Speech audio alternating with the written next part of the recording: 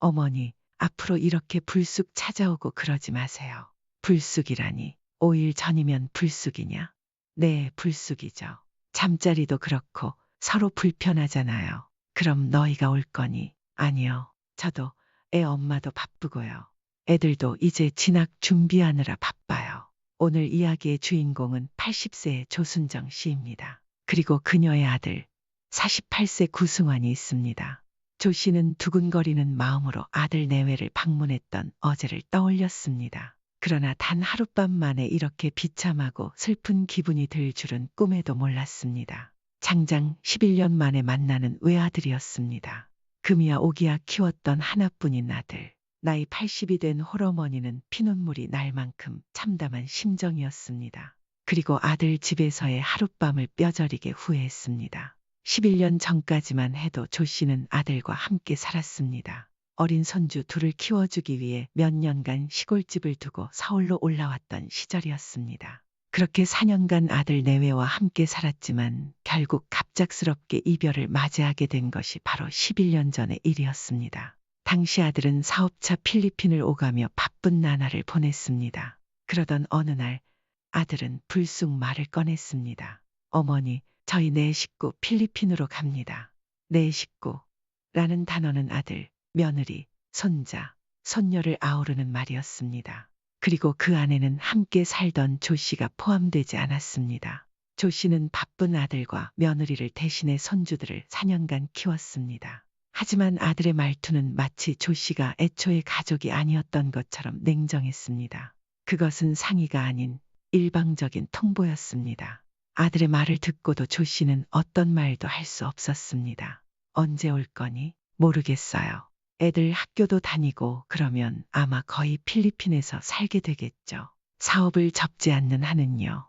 그럼 영영 안 온다는 말이야. 글쎄요. 자리 좀 잡아봐야 알 것 같아요. 그 말은 곧 돌아오지 않을 거라는 뜻이었습니다.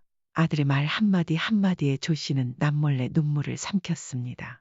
만나지 못하는 곳으로 떠난 자식을 슬퍼하지 않을 부모가 어디 있겠습니까? 그것도 어린 나이에 남편을 잃고 홀로 키워낸 외아들이라면 더더욱 말입니다. 그러나 아들은 조 씨에게 끝까지 같이 가자는 말 한마디도 하지 않았습니다. 다녀올게요. 그 말 한마디만 남긴 채 떠났습니다. 그날 이후 조 씨는 덩그러니 혼자 남겨졌습니다. 아들이 떠남과 동시에 조 씨는 다시 시골로 돌아가야 했습니다. 처음에는 종종 통화를 하며 안부를 나눴지만 시간이 지날수록 전화도 뜸해졌습니다. 중간에 한 번도 한국에 들어오지 않은 채로 그렇게 10년이 흘렀습니다. 아들을 만나는 날은 다시는 오지 않을 거라고 생각할 즈음 아들은 마치 도깨비처럼 갑작스럽게 돌아왔습니다. 떠날 때처럼 갑작스레 필리핀 생활을 정리하고 한국으로 돌아온 것이었습니다. 아이고, 갑자기 이게 무슨 일이야. 저번 달에 통화했을 때도 그런 말 없었잖아. 조 씨가 전화를 받은 것은 아들이 서울에서 다시 자리 잡은 뒤였습니다. 사업 정리하느라 정신이 없어서요. 그래서 미리 말씀 못 드렸어요. 아이고, 잘 왔다. 막 돌아왔는데 잘 온 건 아니죠. 아니, 그런 뜻은 아니야. 그래도 한국에 있어야 마음이 더 편할 거 아니니. 조 씨는 아들이 돌아왔다는 사실만으로도 남몰래 기뻤습니다. 비록 사업이 잘 되지 않아 돌아왔다는 게 안타깝긴 했지만 사랑하는 자식을 다시 볼 수 있다는 것 자체가 그녀에게는 큰 위안이었습니다. 어쨌든 그래서 들어온 거예요. 민혁이, 민지는 잘 있어? 민혁이 엄마도 다들 잘 있으니까 걱정 마세요. 조 씨는 아들의 대답에 슬며시 웃었습니다. 그러나 웃음 속에는 남모를 걱정이 묻어 있었습니다. 아들의 사업이 실패했다는 사실에 마음이 아팠지만 다시는 만날 수 없을 거라고 여겼던 아들과 이제 가까이에서 소식을 들을 수 있다는 사실만으로도 기뻤습니다. 아들이 근심 어린 목소리로 말을 이었습니다. 걱정은 돈이죠. 돈이라니. 사업에 실패하고 돌아왔으니 앞으로 먹고 살 걱정이 이만저만이 아니잖아요. 그래서 다른 조그만 사업 하나 해보려고 하는데요. 그래, 그래도 해보면 좋은 일이 생기겠지. 뭘 도와주면 될까? 어머니 갖고 계신 밭 있죠? 그거 좀 팔아서 보태주세요. 조 씨는 잠시 말을 잇지 못했습니다. 아들을 장가 보내고 남은 재산은 읍내 가까이에 있는 밭뿐이었습니다. 하지만 아들의 간절한 목소리에 거절할 수 없었습니다. 조 씨는 밭을 팔아 아들에게 상당한 금액을 보탰습니다. 힘들 때 도와주는 것이 부모의 도리다. 조 씨는 그렇게 스스로를 위로했습니다. 그러나 그로부터 1년이 지나도록 아들은 한 번도 조 씨를 찾아오지 않았습니다. 애들은 잘 있니? 네, 잘 있죠.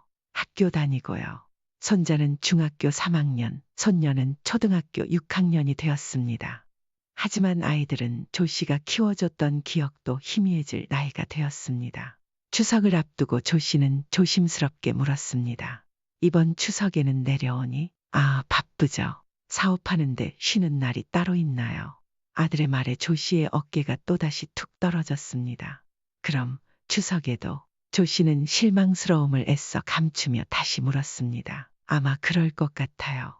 좀 생활도 풀리고 하면 그때 한번 내려갈게요. 민혁이, 민지가 아니라 내 얼굴까지 잊어버리겠다. 조 씨는 은근슬쩍 투정을 부렸지만 아들은 바쁘다며 전화를 끊어버렸습니다.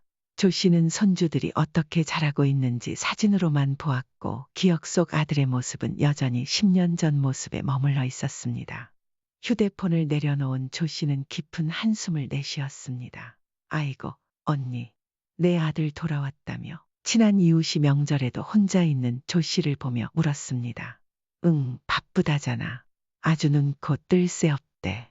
조 씨는 미소로 대답했지만 속은 허전하기만 했습니다. 아무리 돈이 중요해도 늙은 엄마 혼자 있는 건 생각 안 하나 보네. 이웃은 작은 소리로 혀를 찼습니다. 조 씨는 이웃의 의심 섞인 시선을 애써 외면하며 말했다. 차라리 내가 올라가겠다고 하려고 날짜 정하고 있었는데 괜한 소리 마라. 그러면 다행이고.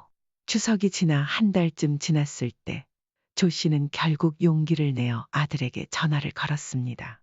승환아, 너희 온 지도 1년이나 됐는데 아직도 못 봤잖아. 너희가 바쁘니까 이번엔 내가 올라가면 어때? 지난번에 말씀드렸잖아요. 바쁘다고요. 조 씨는 잠시 말문이 막혔지만 이대로 물러서고 싶지 않았습니다. 지난번에도 같은 대답을 듣고 체념했지만 이번에는 다르게 나가야겠다고 결심했습니다. 주말 하루만 시간 좀 내봐. 아무리 바빠도 밥은 먹고 살고 잠은 잘 거 아니야. 조 씨가 이렇게까지 강하게 말한 것은 처음이었습니다. 아들은 잠시 머뭇거리더니 결국 짧게 대답했습니다. 알았어요. 그럼 토요일에 오셔서 하룻밤 주무시고 가세요. 알았어. 이번 주 아침에 올라갈게. 예, 알았어요. 휴대폰으로 집 주소 보내드릴 테니까 버스 타고 오세요. 터미널에서는 택시 타고 오시고요. 택시비는 제가 드릴게요. 걱정 마라. 잘 찾아갈 테니. 전화를 끊고 조 씨는 기쁜 듯 미소를 지었습니다. 너무 오랜만에 아들을 만난다는 생각에 가슴이 뛰었습니다. 강산이 한 번 변하는 세월 동안 못 본 내 자식. 얼마나 컸을까, 얼마나 변했을까. 토요일까지 아직 5일이나 남았지만 조 씨는 벌써부터 설레는 마음으로 짐을 챙기기 시작했습니다. 직접 담근 김치, 손수 만든 고추장, 밭에서 농사지은 당근과 상추까지 봉지에 하나씩 담았습니다. 짐이 점점 불어나 평상이 가득 찼습니다.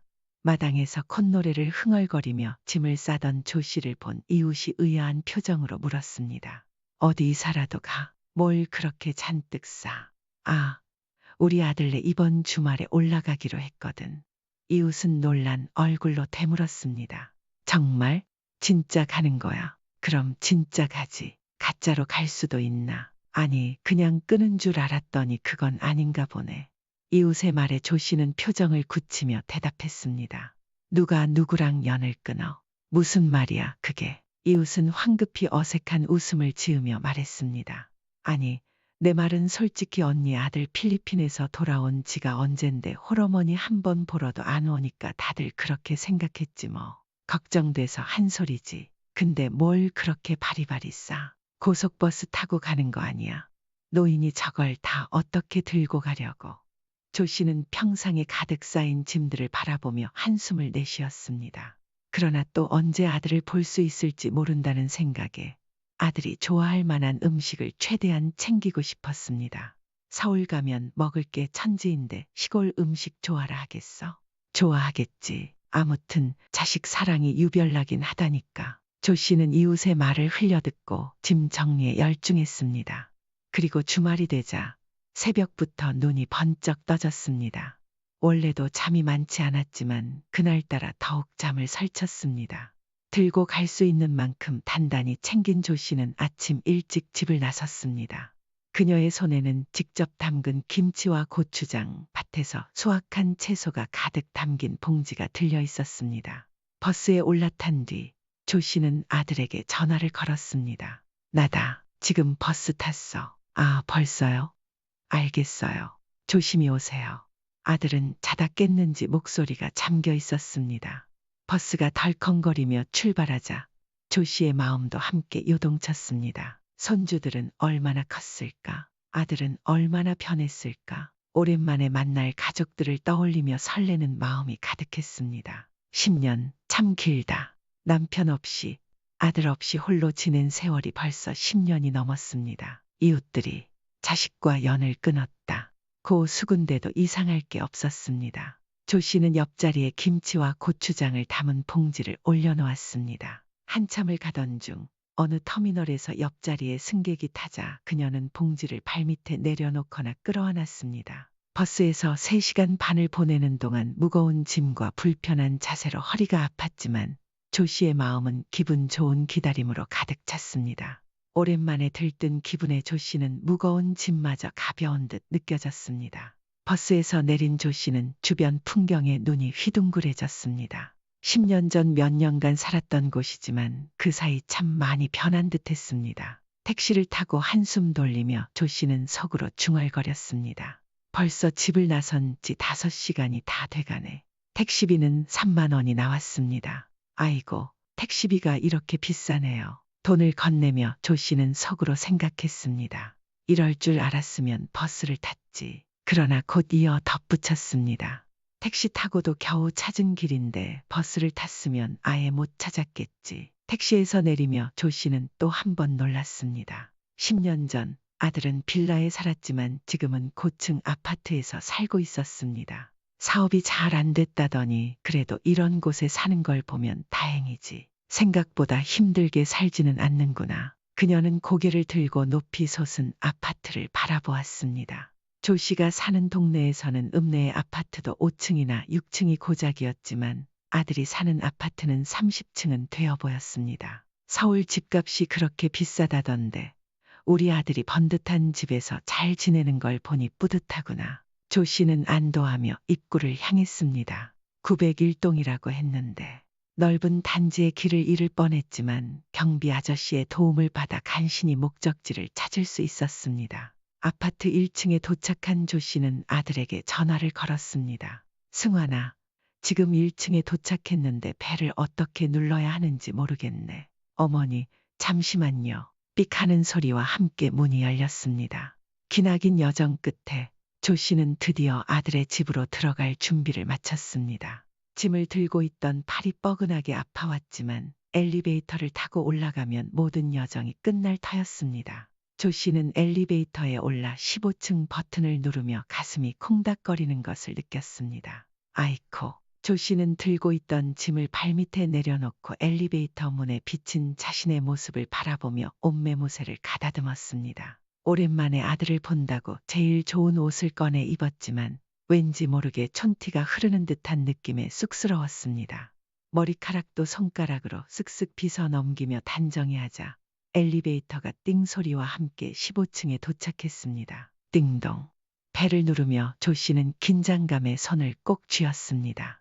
아들이 얼마나 반가워할까? 선주들은 나를 기억이나 할까? 설렘과 걱정이 뒤섞인 감정 속에서 문이 열렸습니다. 어서 오세요. 문을 연 것은 며느리였습니다. 며느리의 환한 미소를 보자 조 씨는 순간 눈물이 날 것처럼 반가웠습니다. 아이고, 민혁이 엄마야. 잘 있었어? 네, 먼 길 오시느라 수고 많으셨어요. 며느리가 웃으며 반겨주니 조 씨는 찾아오길 잘했다고 생각했습니다. 현관 안으로 들어가 짐을 내려놓으며 며느리가 물었습니다. 잘 지내셨어요? 그럼 잘 지냈지. 하지만 10년의 세월은 한 번에 메울 수 없었습니다. 어색한 공기가 두 사람 사이를 스치고 지나갔습니다. 승환이는, 선주들은, 조 씨는 주위를 둘러보며 아들과 손주들이 보이지 않자 물었습니다. 그때서야 방문이 열리고 아들이 나왔습니다. 오셨어요. 아이고, 승환아. 조 씨는 기쁜 마음에 아들의 팔을 쓰다듬으며 말을 이었습니다. 고생 많았다. 조 씨는 아들의 얼굴을 천천히 훑어보았습니다. 살이 빠졌는지, 얼굴이 상했는지 하나하나 살피며 손을 잡아보았습니다. 손끝에서 느껴지는 감촉은 10년 전과 달랐습니다. 30대 젊은 아들은 이제 중년의 남성이 되어 있었습니다. 어머니, 많이 늙으셨네요. 아들의 말에 조 씨는 쓸쓸한 미소를 지으며 잡고 있던 손을 놓고 자신의 얼굴을 쓸어내렸습니다. 서로 어색한 웃음을 지은 뒤 거실에 앉았지만 대화는 순조롭지 않았습니다. 민혁이랑 민지는 어디 갔니? 조 씨는 보이지 않는 손주들을 찾으며 물었습니다. 주말이라 다 나갔어요. 민혁이는 도서관 갔고 민지는 친구네 집에 놀러 갔어요. 할머니 온다고 안 했어? 말은 했죠. 그렇다고 애들이 집에 가만히 있겠어요. 다 큰 애들을 집에만 있으라고 할 수 없잖아요. 아들의 무심한 대답에 조 씨는 서운함이 밀려왔습니다. 그때 며느리가 조용히 말을 꺼냈습니다. 어머니, 어쩌죠? 저 지금 나가봐야 해요. 어딜? 모임인데요. 저녁 늦게 들어올 것 같아요.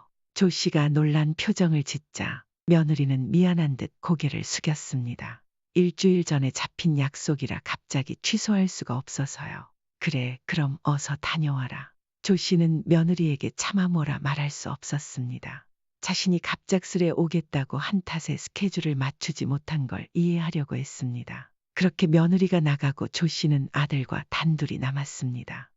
식사하셨어요? 아침만 먹고 나왔지. 조 씨의 대답에 아들은 잠시 난감한 표정을 지었습니다. 저는 아침을 늦게 먹어서요. 어머니 배고프시면 짜장면이라도 시켜드릴까요? 아니야, 괜찮아. 이따가 애들 오면 같이 먹지. 조 씨는 아들의 바쁜 모습을 배려하려 했지만 아들은 고개를 끄덕이며 말을 덧붙였습니다. 그럼 죄송한데 저는 할 일이 좀 있어서요. 거실에서 TV 좀 보고 계세요. 아들은 안방으로 들어가 컴퓨터 앞에 앉아 무언가를 하기 시작했습니다. 일을 하는 것 같아 말을 걸기도 어려웠습니다. 조 씨는 소파에 앉아 TV를 켜고 혹시 방해가 될까 싶어 음소거로 설정했습니다. 조 씨는 흐릿한 눈으로 소리 없는 드라마 화면을 바라보며 스스로에게 물었습니다.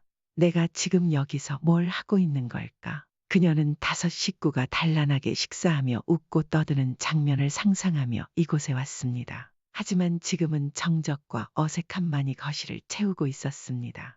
그렇게 멍하니 앉아 있는데 갑자기 삐리릭 하는 현관문 소리가 들렸습니다. 조 씨는 놀라며 고개를 돌렸습니다. 남자아이가 들어오더니 멈춰서며 조 씨를 바라보았습니다. 손자 민혁이. 5살 때 마지막으로 본 손자는 길에서 마주쳐도 알아보지 못할 것 같을 만큼 많이 자라 있었습니다. 아, 안녕하세요. 손자는 어색한 표정으로 인사했습니다. 조 씨는 설레는 마음에 말을 꺼냈습니다. 잘 지냈어? 정말 많이 컸구나. 하지만 민혁은 고개를 살짝 숙이고는 방으로 들어갔습니다. 가방을 내던진 뒤 다시 나와 신발을 신기 시작했습니다. 어디 가니? 조 씨가 다급히 물었습니다. 친구들이랑 PC방이요. 조 씨는 손자와 조금 더 시간을 보내고 싶었지만 민혁은 이미 신발끈을 묶으며 문을 열 준비를 하고 있었습니다. 잠깐만, 민혁아. 조 씨는 서둘러 가방에서 지갑을 꺼내 들었습니다. 5만 원짜리 한 장을 꺼내 민혁에게 건네며 말했습니다. 자, 이거 가지고 가서 친구들이랑 맛있는 거 사 먹어. 감사합니다. 민혁은 고개를 꾸벅 숙이고는 돈을 받아든 뒤 서둘러 집을 나갔습니다. 조 씨는 문이 닫히고 난 뒤 한참 동안 문을 바라봤습니다. 손자를 가까이서 본 것이 몇 년 만인데 대화도 제대로 못 나누고 보내버린 것이 아쉬웠습니다. 그러나 민혁이 웃으며 친구들과 시간을 보낼 거라는 생각으로 스스로를 위로했습니다. 오랫동안 외국 생활을 해서 적응하지 못할까 걱정했던 손자가 벌써 친구들과 잘 어울리는 모습을 보니 조 씨는 안도했습니다. 하지만 손자가 들어왔다 나가는 동안에도 아들은 방에서 꿈쩍도 하지 않았습니다. 며느리도 없고 손자와 손녀마저 각자 바쁜 듯하니 조 씨는 할 일이 없었습니다. 조 씨는 한참 동안 멀뚱히 소파에 앉아 시간을 죽였습니다. 배도 고프고 저녁 시간이 다 되어가자 문득 시간이 아깝다는 생각이 들었습니다. 조 씨는 자신이 초대받지 못한 손님이 된 듯한 기분이 들었습니다. 이런 대접을 받으려고 온 것은 아니었는데 자신을 신경 쓰지 않는 아들에게 서운함이 밀려왔습니다. 혼자 소파에 앉아 말도 없이 있으니 자신이 이 집에서 투명인간이 된 것 같았습니다.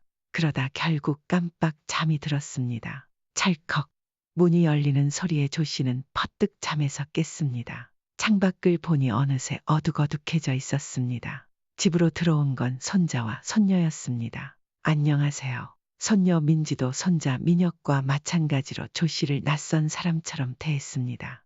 왔니? 아이고, 우리 예쁜 민지 엄청 많이 컸네. 조 씨는 손녀를 보며 애써 밝은 표정으로 말을 건넸지만 민지는 부끄러운 듯 고개를 돌리더니 뭐라 말도 하기 전에 방으로 쏙 들어가 버렸습니다. 그제야 아들이 방에서 나왔습니다. 애들 왔으니까 저녁 먹죠. 민혁이 엄마는 언제 온대? 아, 저녁 먹고 온대요. 우리끼리 먹으면 돼요. 아침에 엄마가 가져온 걸로 뭐 좀 해먹을까? 애 엄마도 없는데요. 그냥 대충 시켜 먹죠. 조 씨가 무언가 해주겠다고 하려 했지만 아들은 며느리가 좋아하지 않을 거라며 손을 저었습니다. 결국 아들은 족발을 시켰다며 소파에 털썩 앉아 TV를 켰습니다. TV 볼륨을 높이는 아들의 모습에 조 씨는 자신과 아들 사이에 보이지 않는 벽을 느꼈습니다. 식사가 도착한 뒤 가족 4명이 식탁에 앉았지만 대화는 거의 오가지 않았습니다. 민혁아, 학교 적응은 잘하고 있니? 네. 민지도 내 친구들이랑 잘 지내니? 네. 조 씨는 할 말을 찾으려 했었지만 오랜만에 만난 손주들과 아들에게 어떤 말을 해야 할지 몰랐습니다. 결국 더는 말을 꺼내지 못했습니다. 아들도 말없이 밥만 먹고 있었기에 조 씨는 점점 숨이 막히는 기분이 들었습니다. 식사가 끝난 뒤 손자와 손녀는 방으로 들어갔고 아들은 소파에 앉아 TV를 보았습니다. 조 씨도 옆에 앉았지만 대화를 나누지는 못했습니다. 아들이 자꾸 자세를 바꾸는 모습에 조 씨는 아들조차 자신의 존재를 불편해하는 것 같다는 생각이 들었습니다. 저녁 8시가 조금 넘자 며느리가 집에 돌아왔습니다. 식사하셨어요? 승환이가 족발 시켜서 같이 먹었어. 며느리는 조 씨 옆에 앉으며 물었습니다. 어머니, 아까 택시비 얼마 나왔어요? 3만 원 나왔어. 이거 제가 드릴게요. 며느리는 지갑에서 3만 원을 꺼내 조 씨에게 내밀었습니다. 아이고, 됐어. 택시비를 뭐하러 줘? 아니에요. 저희가 택시 타시라고 했으니까 당연히 드려야죠. 내일은 모셔다 드릴게요. 며느리는 조 씨의 손에 억지로 3만 원을 쥐어주며 미소를 지었습니다. 조 씨는 그 순간 이 집에서 자신을 가장 살갑게 대해주는 사람이 며느리라는 생각이 들었습니다. 아들과 손주들이 조 씨를 마치 투명인간처럼 대한다면 며느리는 적어도 손님 취급은 해주는 것 같았습니다. 잠은 민지랑 주무세요. 손녀와 함께 자라는 말이었지만 어린이를 위한 작은 침대는 두 사람이 자기에는 너무 비좁아 보였습니다. 나는 그냥 거실 바닥에서 잘게. 이불만 좀 깔아줘. 번거롭게 뭘, 그냥 민지 방에서 주무세요. 아들의 귀찮은 듯한 대꾸에 조 씨는 입을 다물었습니다. 며느리가 이불을 가져와 깔아주며 말했습니다. 그럼 저희는 이만 잘게요. 그 말과 함께 며느리는 아들의 팔을 잡아 끌고 안방으로 들어가 버렸습니다. 조 씨는 이 집에 들어와 나눈 대화가 10마디나 될까 싶었습니다. 거실에 또다시 홀로 남겨진 조 씨는 이불 위에 조심스레 몸을 뉘었습니다. 불이 꺼진 거실에 누워 눈만 꿈뻑거리며 유난히 잠이 오지 않는 밤을 보냈습니다. 원래는 9시면 잠드는 조 씨였지만 오늘따라 온갖 생각이 머릿속을 떠돌았습니다. 아들을 만나러 오겠다고 일주일 전부터 설레었던 내 마음, 하지만 아들은 그런 마음을 느끼지 않았던 것 같아. 생각해보면 필리핀에서 돌아온 지 1년 동안 단 한 번도 어머니를 찾아오지 않았다는 건 결국 오고 싶지 않았다는 뜻이었습니다. 애써 외면했던 현실이 눈앞에 펼쳐지니 조 씨는 스스로를 다독일 힘마저 잃어버렸습니다. 그렇게 생각하니 참았던 눈물이 주르륵 흘렀습니다. 나쁜 놈, 내가 얼마나 산다고. 80세가 된 조 씨는 스스로를 위로하며 중얼거렸습니다. 하나뿐인 아들을 보겠다고 먼 길을 온 늙은 어머니를 이렇게 방치하다니 아무리 생각해도 이해되지 않았습니다. 조 씨는 하루 동안 자신이 마치 없는 사람처럼 대우받았다는 사실에 가슴이 답답해졌습니다. 뜬 눈으로 밤을 지새운 조 씨는 새벽 일찍 일어나 이부자리를 정리했습니다. 아들 내외가 깨어나기를 기다렸지만 일요일 아침이라 그런지 누구도 쉽게 일어나지 않았습니다. 시간이 흐르고 오전 9시가 넘어가고 10시가 넘어가서야 가족들이 하나둘 문을 열고 나왔습니다. 각자 물을 마시고 화장실에 다녀오지만 조 씨에게 안부를 묻는 사람은 없었습니다. 마치 소파에 놓인 인형처럼 앉아있던 조 씨는 가족들이 자신이 빨리 떠나기를 기다리는 것 같다고 느꼈습니다. 그녀는 아들 내외가 왔다 갔다 하며 시계를 자꾸 확인하는 모습을 보며 가슴이 더 답답해졌습니다. 결국 아침밥을 먹기도 전에 가방을 챙기며 자리에서 일어섰습니다. 나는 이만 가봐야겠다. 그러자 아들은 기다렸다는 듯 대답했습니다. 아, 가시게요. 어차피 저희도 금방 나가야 되니까 가는 길에 터미널에 모셔다 드릴게요. 조 씨가 터미널로 가겠다고 말하자 아들은 주섬주섬 옷을 챙겨 입기 시작했습니다. 그녀는 묘한 기분이 들었습니다. 아들의 후련한 표정을 본 조 씨는 머릿속이 하얘졌습니다. 새벽 내내 했던 생각들이 이제 확신으로 다가왔습니다. 아들은 그녀가 떠나길 기다리고 있었던 겁니다.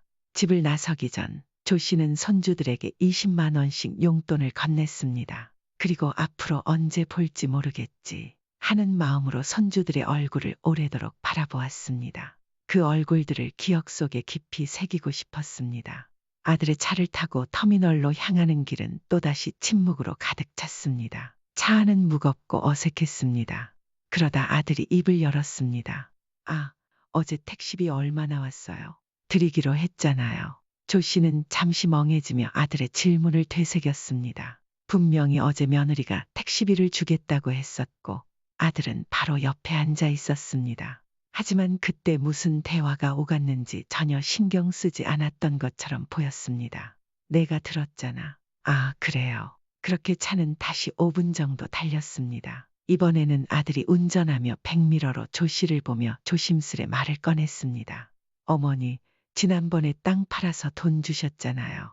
그거 말고 밭도 있죠? 갑작스러운 질문에 조 씨는 속으로 한숨을 쉬었습니다. 웬일로 먼저 말을 건다 했더니 돈 이야기였습니다. 그래, 당근이랑 상추랑 다 그 땅에서 농사 지은 거야. 농사 이제 그만 지으세요. 나이가 몇인데 아직도 농사를 짓고 계세요. 아들은 마치 조 씨를 걱정하는 듯 말했지만 이내 이어진 말에 조 씨는 또다시 실망했습니다. 그거 그냥 팔아서 지난번처럼 저 좀 주세요. 조 씨는 잠시 말을 잇지 못했습니다.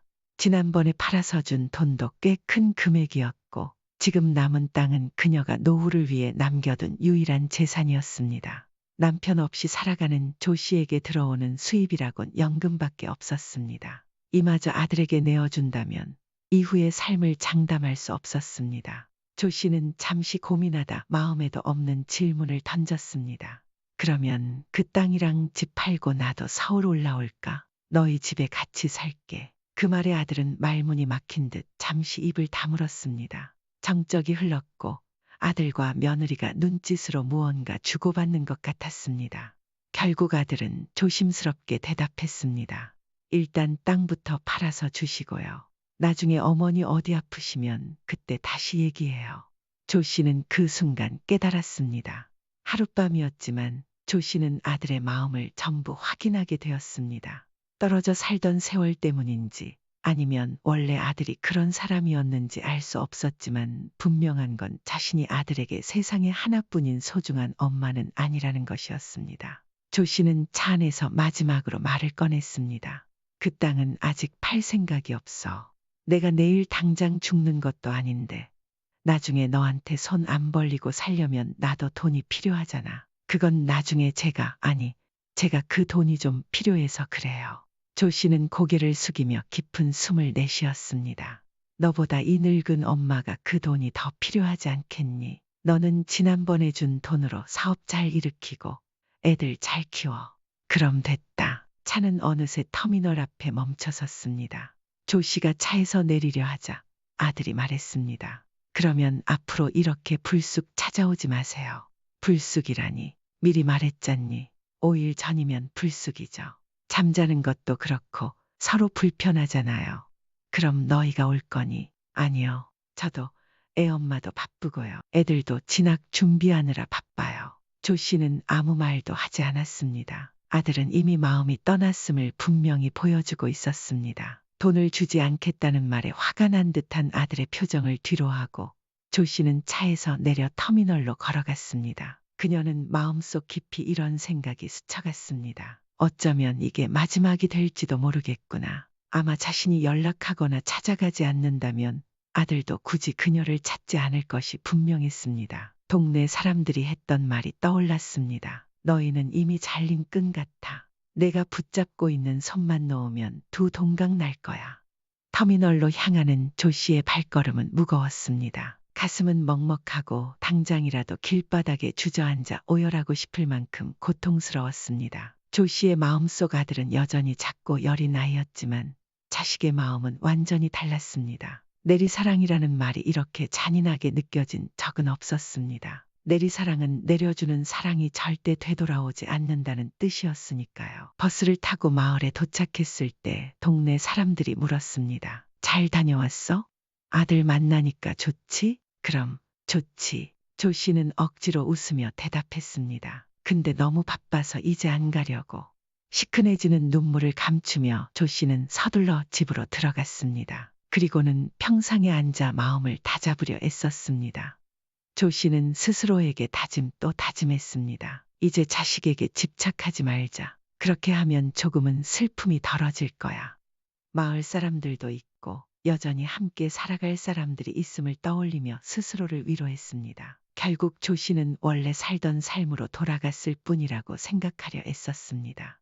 아들은 애초에 그녀의 곁에 없던 것처럼 느끼며 조 씨는 그렇게 하루를 마무리했습니다. 조 씨는 다시 밭으로 발걸음을 옮겼습니다. 손에 쟁기를 쥐고 잡초를 뽑으며 마음의 잡초도 하나씩 뽑아냈습니다. 그녀는 햇빛 아래서 더는 눈물을 흘리지 않겠다고 다짐했습니다. 아들은 그녀의 세상이었지만 이제는 자신의 세상을 살아야 할 때임을 깨달았습니다. 그녀의 삶은 여전히 이어지고 있었습니다. 아들이 없는 그 자리에도 꽃은 피고 시간이 흐를 것입니다.